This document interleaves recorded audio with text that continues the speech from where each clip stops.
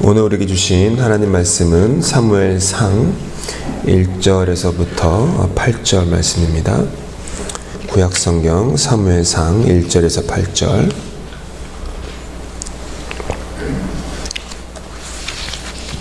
함께 교독하도록 하시겠습니다.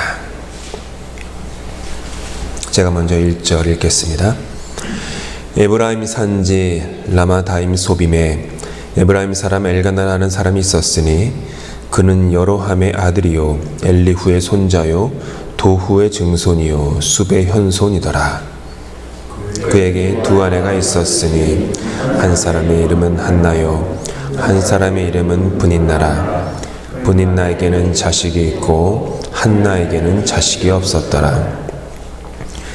이 사람이 매년 자기 성읍에서 나와서 실로에 올라가서 만군의 여호와께 예배하며 제사를 드렸는데 엘리의 두 아들 홈니와 비느하스가 여호와의 제사장으로 거기에 있었더라. 엘가나가 제사를 드리는 날에는 제물의 분깃을 그의 아내 브닌나와 그의 모든 자녀에게 주고 한나에게는 갑절을 주니 이는 그를 사랑함이라. 그러나 여호와께서 그에게 임신하지 못하게 하시니 여호와께서 그에게 임신하지 못하게 하심으로 그의 적수인 브닌나가 그를 심히 격분하게 하여 괴롭게 하더라.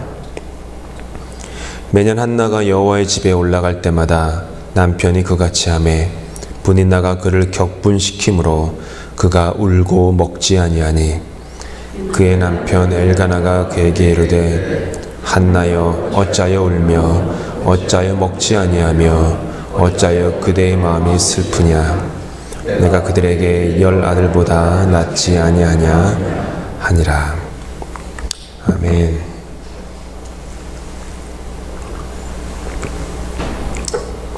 우리가 잘 아는 사무엘 선지자의 출생 이야기인데요.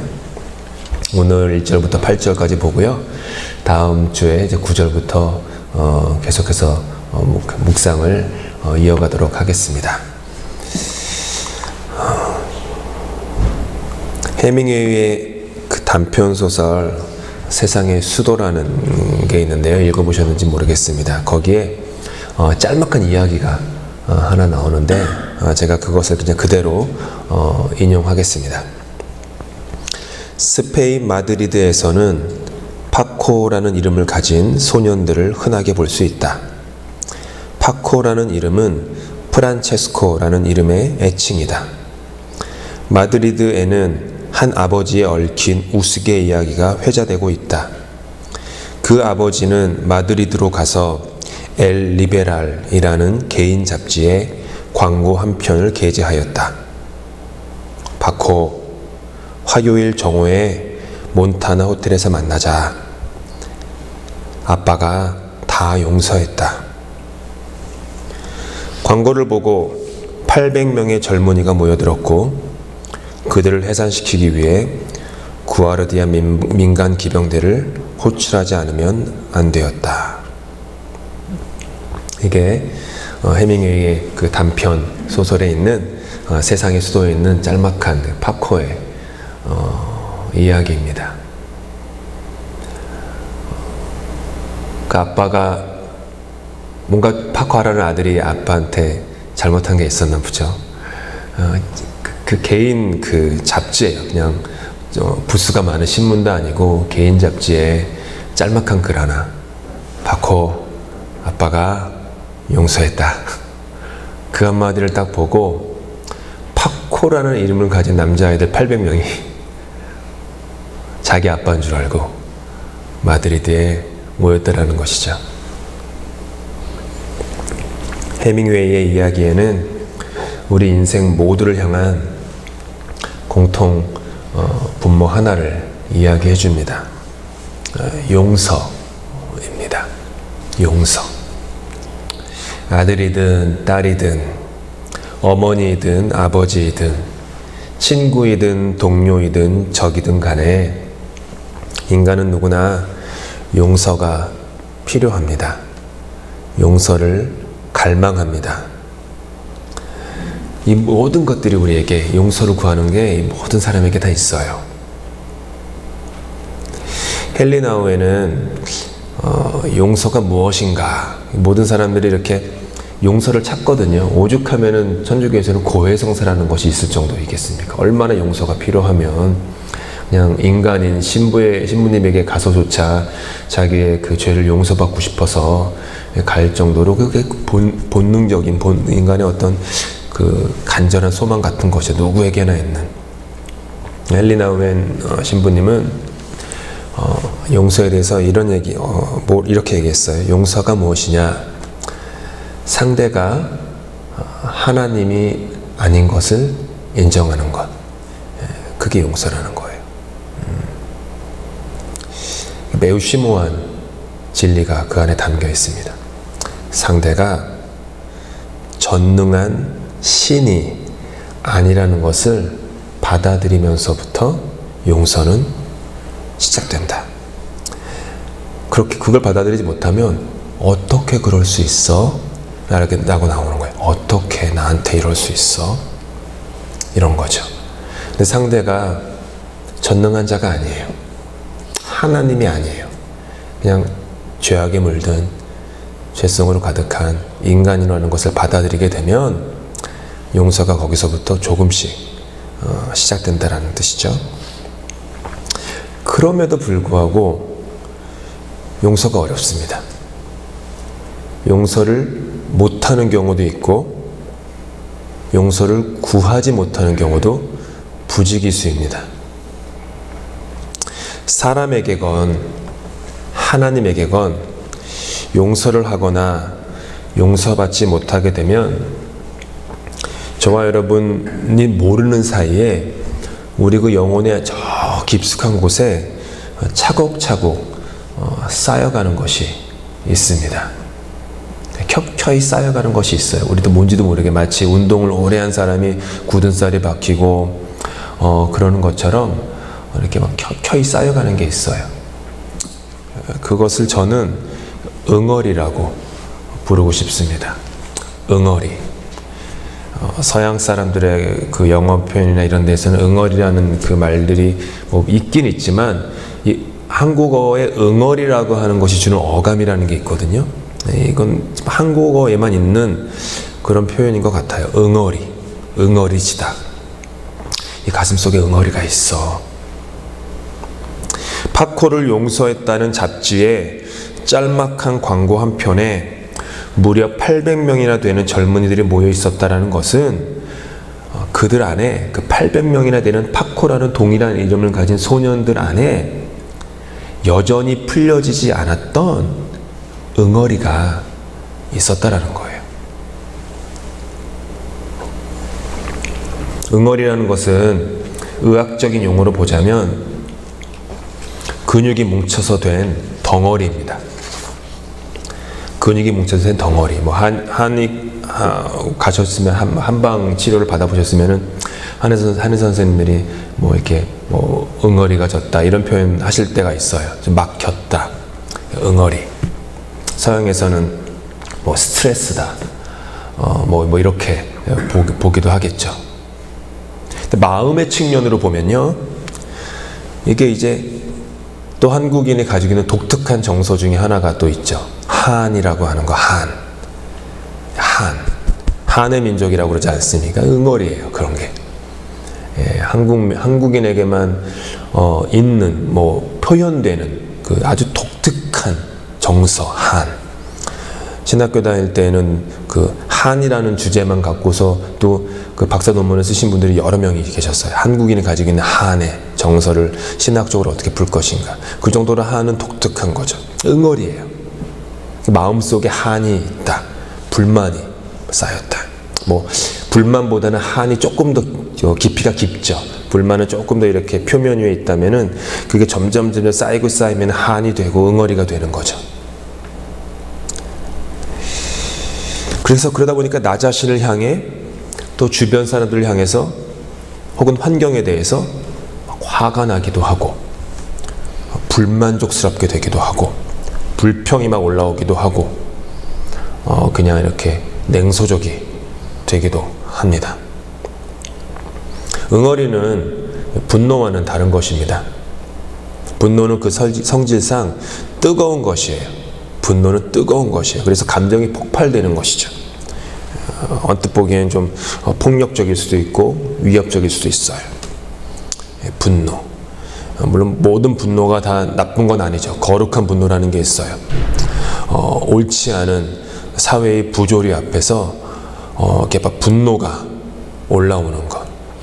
그리고 그 거룩한 분노를 하나님 앞에 맡기면서 나아갈 때 보통 이렇게 마틴 루터 같은 종교개혁자가 500년 전에 종교개혁의 기치를 내걸고 95개조의 반박문을 비텐베르크 성당에 이렇게 박았던 것은 분노했기 때문이에요. 그 안에 이 카톨릭 교회의 부조리한 이런 모습들, 성직을 매매하고 헌금통에 동전이 딸랑거리는 소리가 떨어지면은 우리의 사랑했던 그 누군가가 연옥에서 천국으로 옮겨간다라고 하는, 그러면서 그 돈을 모아서 지금의 이제 바티칸에 있는 그 성 베드로 성당을 지으려고 했던 그런 부조리한 모습들 속에서 마틴 루터는 이렇게 막 분노가 올라왔던 거죠.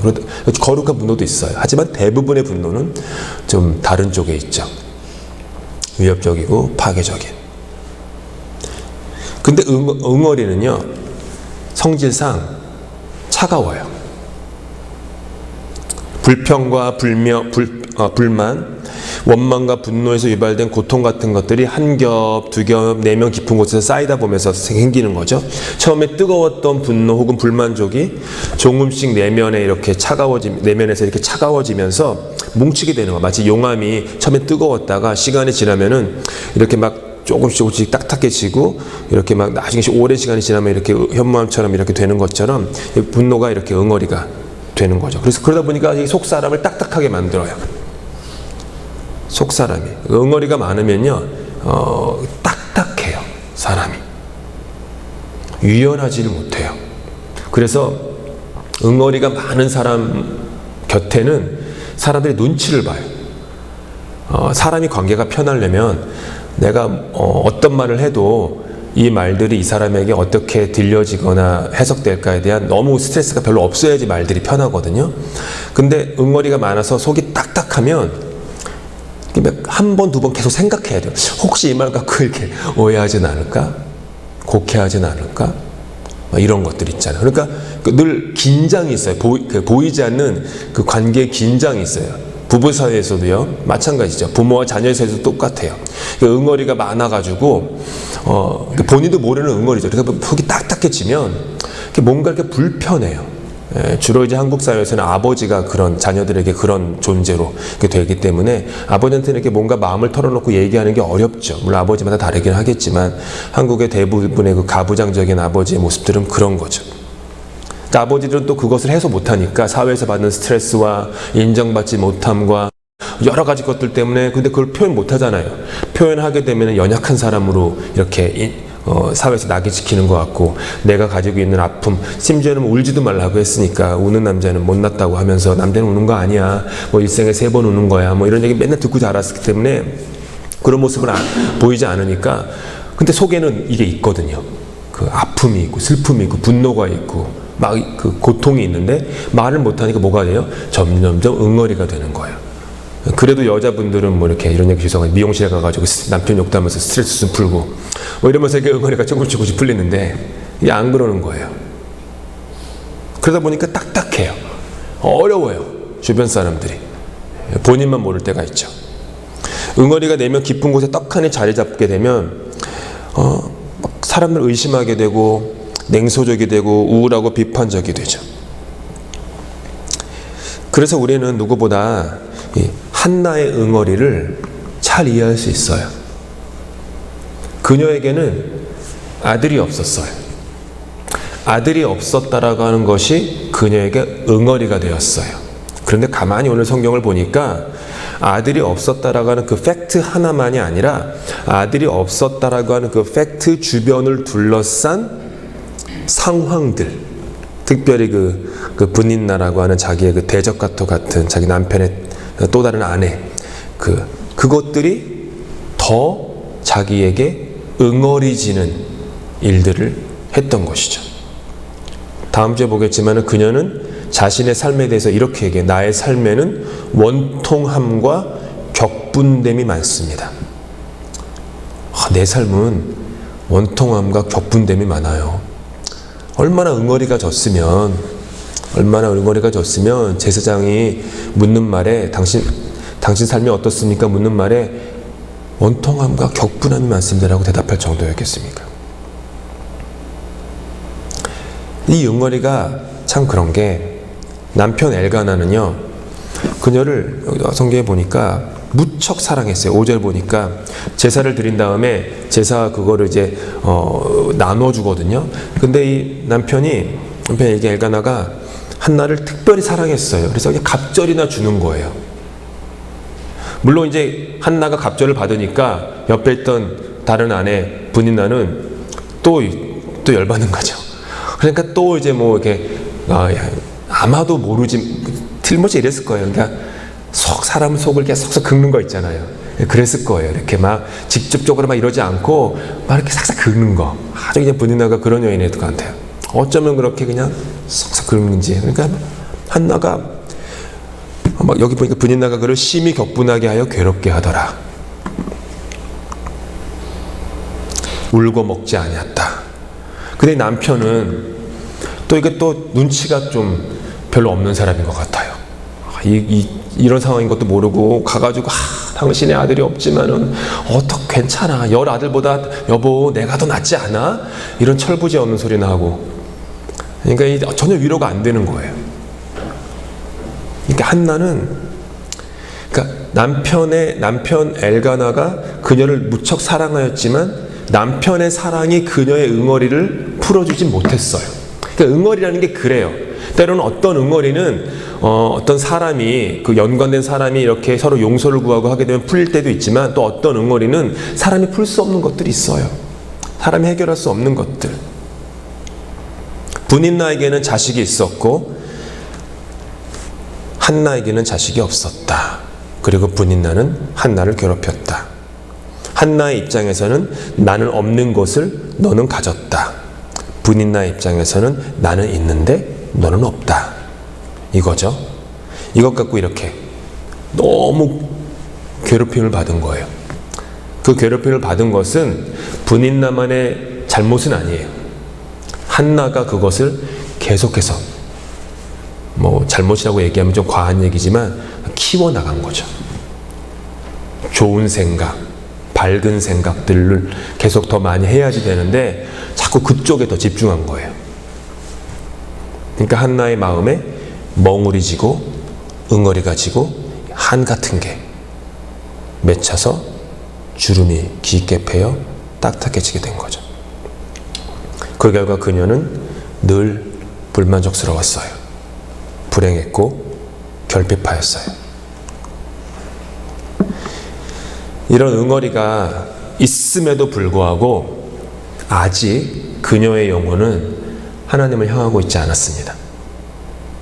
한나가 매년 절기에 따라 여호와의 집에 올라가 예배를 드렸다고 해요. 예배를 드리러 올라갔다. 그런데 예배를 드리는 바로 그 예배의 자리가 어떤 자리였냐면은 분인나가 한나를 격분시키는 자리였어요. 예배를 드리면 드릴수록 마음에 격분이 더 생겼던 거예요. 이상하죠. 그렇죠. 제사를 드리러 갈 때마다 오히려 그곳이 더 나의 한을 깊게 패이는 자리. 한나가 울고 먹지 못할 정도로 한나에게는 예배가 고통이었어요. 예배를 절기에 따라 드릴 뿐 하나님께 자신의 응어리진 가슴을 토해내는 그런 예배를 한나는 아직 드리지 못했던 거예요. 그냥 어떤 유대교의 종교, 율법에 따라서 해야 되는 거니까 당연히 그렇게 어떤, 그러니까 딱딱하다고 했잖아요. 응어리지면은 예배도 딱딱하게 드리는 거예요. 그냥 기계처럼 하나님 앞에 성전 안에 나와 있지만 그냥 딱딱하게 마음의 예배, 간절한 예배, 애통하는 예배, 무릎 꿇는 예배, 눈물의 예배, 호소하는 예배, 마음이 상하고 아파하는 예배, 찢어지는 예배, 그런 예배는 드리지 못했던 거예요. 그러니까 응어리진 가슴이 예배를 드려도 늘 그대로 있는 거죠. 그러다 보니 남편의 위로도, 남편이 주는 그 갑절에 되는 분깃도 한나의 마음을 해결할 수 없었죠. 저와 여러분의 영혼은 어디를 향하고 있습니까? 우리는 사람에게서 위로 얻기를 바라십니까? 사람들이 우리의 응어리진 마음을 풀어줄 수도 있어요.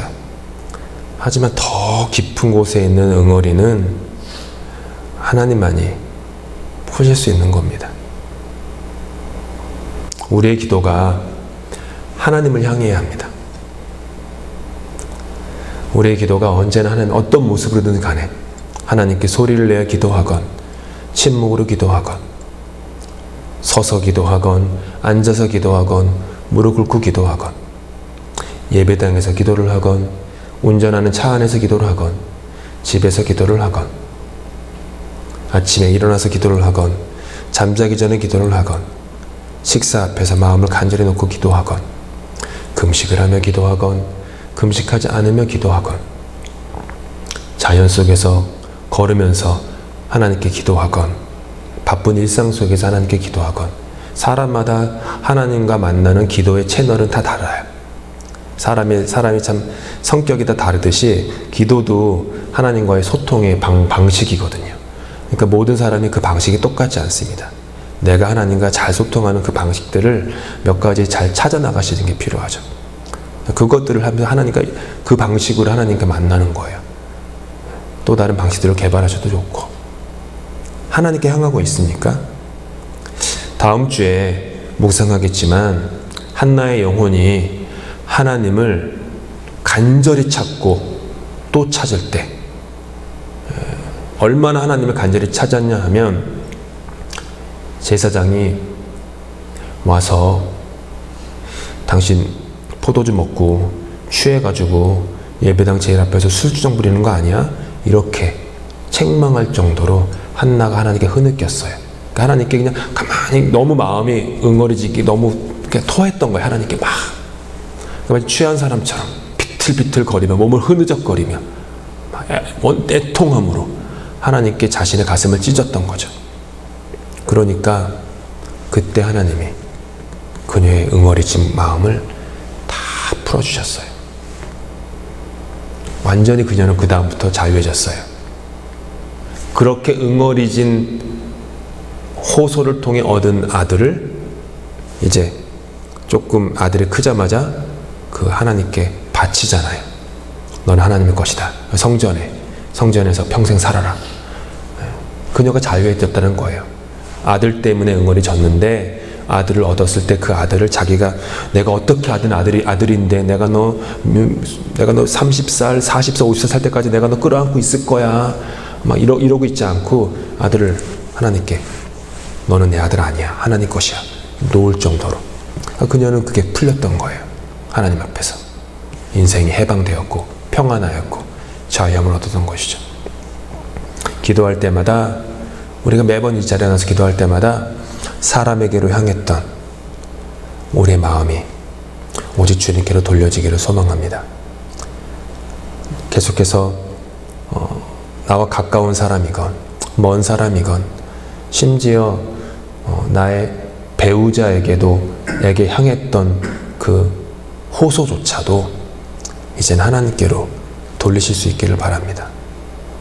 그래서 하나님께 내 모든 걸 아시는 하나님, 이 세상 그 누구도 나를 몰라도 내 마음 깊은 건 몰라도 다 아시는 하나님께 이렇게 기도하시면서 응어리진 그런 것들을 하나님의 말씀과 성령이 만지셔서 우리의 삶이 이제 다음 주에 보겠지만 한나처럼 해방되는, 평안을 얻는, 자유하는 그런 우리의 삶이 될 수 있기를 예수님으로 축복합니다. 기도하시겠습니다. 하나님, 우리 속에는 응어리진 그런 주름들이 생각보다 꽤 있습니다. 어느덧 그 응어리가 우리 삶의 한 부분이 되어서 마치 내게 꼭 필요한 근육처럼 자리 잡고 살아가고 있는지도 모릅니다. 사람을 향했던, 사람에게 호소했던, 애원했던 우리들의 마음들이 늘 주님께로만 향할 수 있도록 주님 은혜 베풀어 주시옵소서. 주님께 기도하고 주님께 우리의 가슴을 열며 마음을 열며 마음이 상한 자의 기도를 들으시는 주님 앞에, 애통하는 자는 복이 있다고 하신 주님 앞에 나아가서 주님으로부터 오는 말씀과 성령의 깨달음과 위로로 말미암아 우리의 영혼이 조금씩 더 해방되고 자유하며 주님의 천국이 우리 삶 가운데 임할 수 있기를 주님 간절히 기도합니다. 이 시간 우리 주님께서 가르치신 기도로 예배 마칩니다. 하늘에 계신 우리 아버지, 아버지의 이름을 거룩하게 하시며 아버지의 나라가 오게 하시며 아버지의 뜻이 하늘에서와 같이 땅에서 이루어지게 하소서. 오늘 우리에게 일용할 양식을 주시고 우리가 우리에게 잘못한 사람을 용서하여 준 것 같이 우리 죄를 용서하여 주시고 우리를 시험에 빠지지 않게 하시고 악에서 구하소서. 나라와 권능과 영광이 영원히 아버지의 것입니다. 아멘.